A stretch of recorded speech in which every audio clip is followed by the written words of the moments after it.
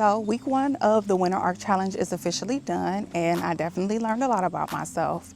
So in today's video, I want to, as promised, share with you the meal that I'll be meal prepping for week 2. I want to share with you what actually worked for me during week 1 of the Winter Arc Challenge, what didn't work, what I learned, and what habit is it that I'm most proud of. And I'm also going to grade myself, A being amazing and F being I just completely failed. And if you're interested in what soup it is that I'm making for week 2 or my meal prep for week 2, stay until the end because I'll share with you exactly what I'm cooking. Starting out for week 1, I decided to do a 3-day juice fast. The reason why I chose this is because that was technically my meal for week 1. It's nice to give your gut a break from digesting food. I thought that I would be super weak, fatigued, just really low energy just because I'm going 3 days without eating any foods, but it was actually, I experienced the complete opposite. Usually when I do like the little juice cleanse, I take it easy, which I did. Like most of the days I only went for a walk, but one day I decided to jog, and y'all, I jogged my quickest mile on day 3 of my juice fast. So week 1 of the Winter Arc Challenge, let me tell you how my experience was. The one thing that really worked for me is as soon as I would wake up, I would meditate, journal, read, and then do my walk. That worked. And then on the days that I worked, I would meditate, journal, walk, and then I would read in the evening time before I would go to bed. I just know myself, and in the past, if I hold off on doing those things, I'm less likely to commit to them. So it just worked for me doing them as soon as I wake up and just kind of checking them off of my habit tracker. One thing that worked for me was reading a physical book on the days that I was off of work and listening to an audio book on the days that I did work. 30 minutes is 30 minutes, regardless if it's a physical book or audio book. A lot of times I was able to get my reading out of the way while I was walking on my walking pad, and I was also able to get it out of the way while I was driving in the car on my commute to work. Something that works for me is I block my time. On the days that I'm trying to do a bunch of things in the same day, again, I'll prioritize 3 major things, and then I block my time throughout the day. I know I'm trying to write more things down and to use planners more. So I am actually working on creating my own planner. I love it. I love it. I'm excited for it. So within my planner, notice that when I was looking for planners that have time block, there's not really a whole lot of options of them. So I'm creating a planner that's like a comprehensive plan. It has like month, the weeks, the days, and in the days it's gonna have time blocks, and then it's also gonna have a built-in habit tracker. So where you can like pre-fill in the things that you want to accomplish for, I think I'm doing a monthly habit tracker, not a weekly habit tracker. So I'm actually in the middle of making my own planner. But like I said before, writing things down does help. I just noticed that and I have like this little notepad that I'm writing all of this stuff down in. I noticed that when I use my notes in my phone, my notes are cluttered, y'all, because I stay getting ideas. So I'm like, oh, it's just easy to put these things in my phone from the ideas that I get. I noticed that me writing things down is much more organized than me using the notes in my phone. I officially finished The Alchemist for the 3rd time. So I'm actually on a new physical book, and I also finished my audio book, 10x is easier than 2x, which I'm gonna tell y'all what my biggest takeaway. Not my biggest takeaway, because it's definitely talking about working smarter and not harder,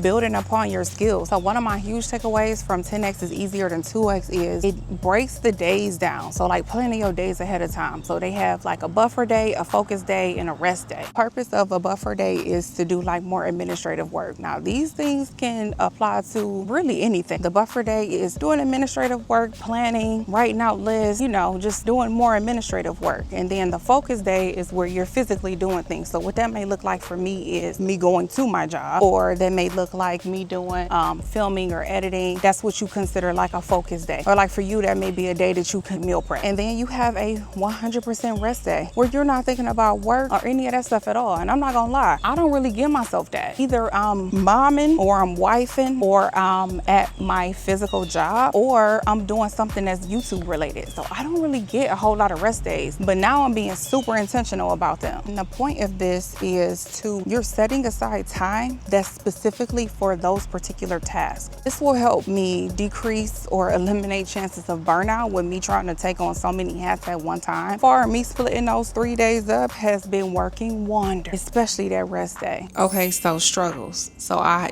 really didn't have a whole lot of struggles because I already created systems in the past. So needing to tweak my system just a little bit didn't really make a big difference in what I already do. However, I haven't been super consistent meal prepping, so I think that's going to be the challenge. And the other two things that will be the challenge is reading, my consistency with reading, and meditation, which I've been doing really good because I've been prioritizing meditation every single morning when I wake up.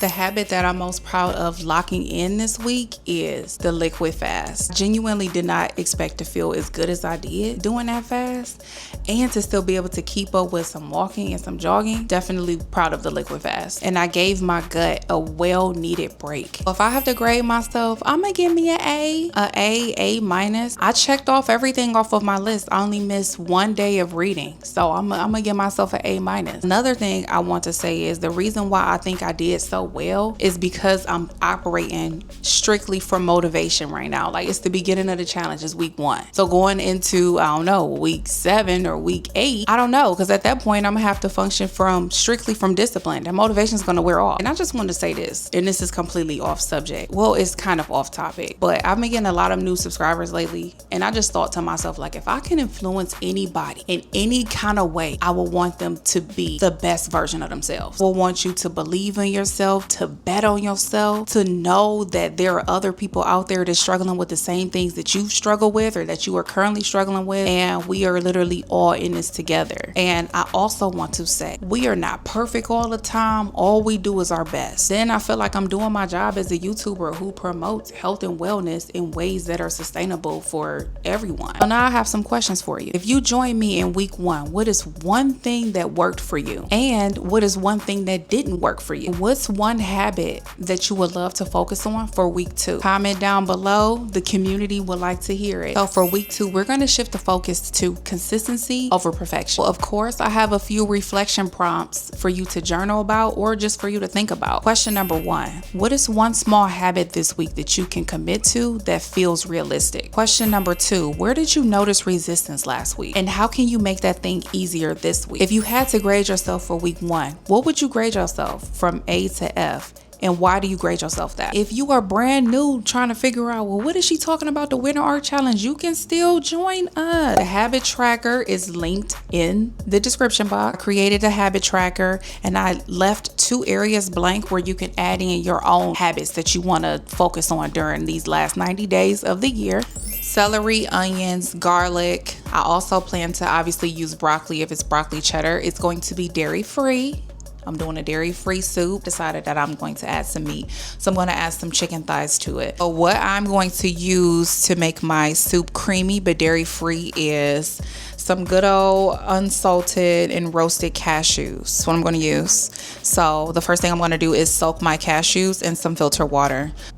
All right, so I'm showing you the ingredients that I'm about to put into this soup. So the first thing you're going to see is me actually pulling all of these cashews out of the container, and I'm about to soak all of these cashews in filter water.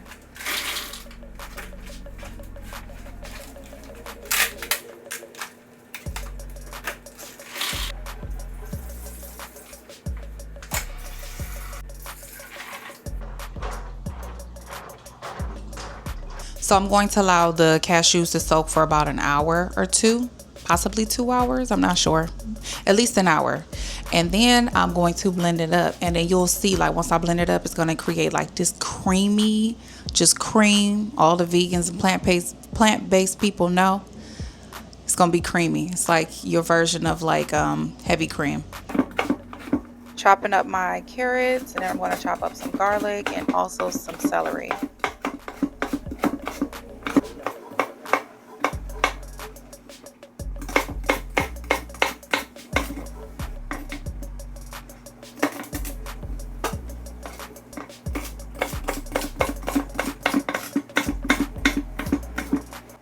And I also chopped up some onions. I don't know how I forgot to add that or mention it, but I chopped up some onions as well.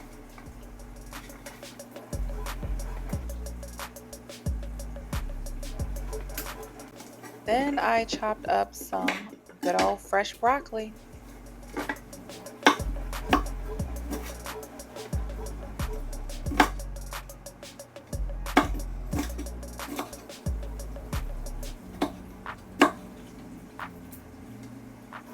You already know I'm seasoning my chicken thighs, and then I'm going to brown it next.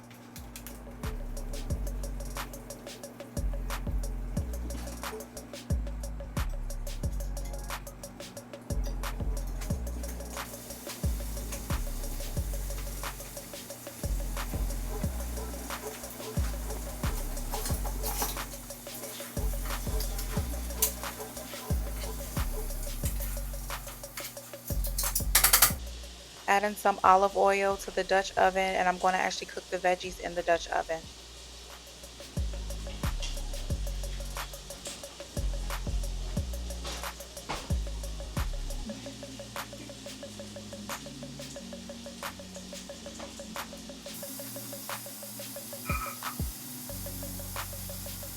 Here I'm adding everything but the broccoli. I'm going to add the broccoli later.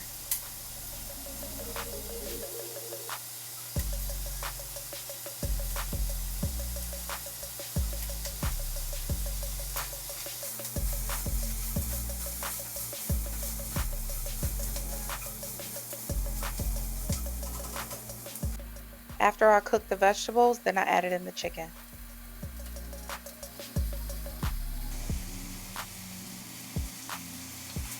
Then I added in some vegetable stock, and I didn't have enough vegetable stock, so I topped it off with some more filtered water.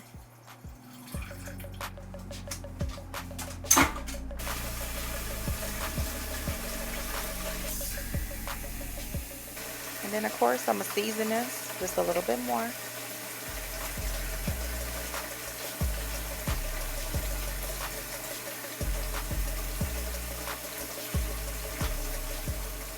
Then I'm going to cover it and cook it for a couple hours. This is me checking back after about an hour or two and seeing what it looks like. And now I'm about to add the broccoli.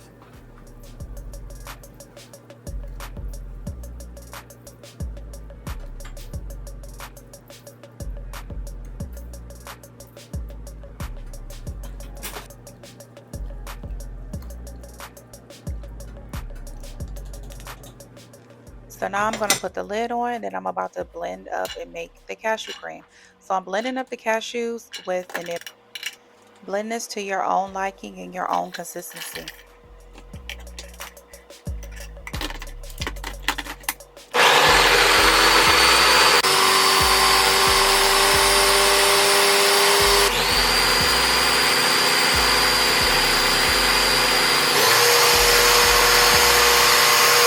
As you can see, I like my cashew cream pretty creamy.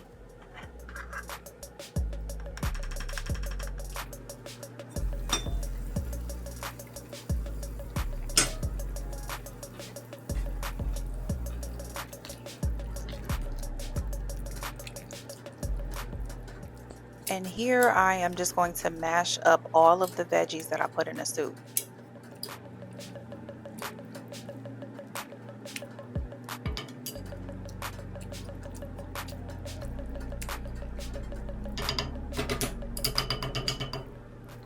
And now it's time to add the cream. Add the cream slowly and mix it up, just so you don't want to make it too thick.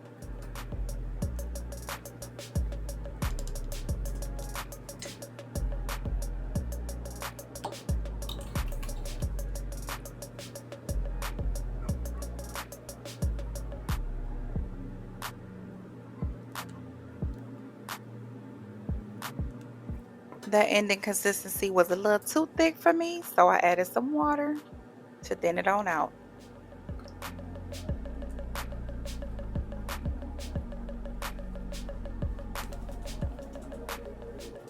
And here is the final result of the soup.